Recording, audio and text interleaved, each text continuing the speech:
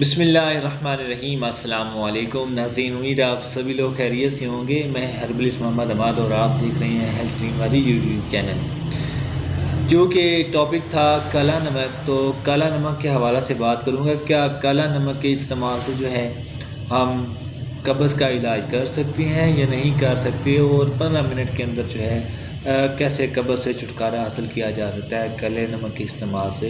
आज की वीडियो में मैं आपको इसी बारे में बताऊंगा, और इस बारे में आप लोगों का जानना इंतहाई ज़रूरी है। अगर आप इसको जान लेंगे तो आप इससे फ़ायदा उठाएंगे, और इस चीज़ के वीडियो के अंदर जो चीज़ बताऊंगा इसका आपने जो है एक एक स्टेप जो है लाजमी तौर पर गौर से सुनना है।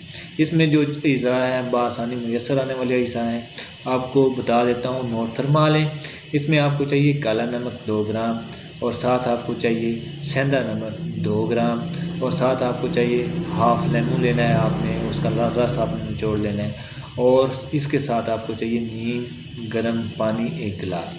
ये तमाम चीज़ें जो हैं इसको आपने पानी के अंदर आपने इनको मिक्स कर लेना है, और ये आपने इस्तेमाल करना है। इंशाल्लाह 15 मिनट के अंदर अंदर जो है आप लोगों की कब्ज़ जिस किस्म की भी होगी अल्लाह ताला के फजल और करम से ज़रूर दूर हो जाएगी।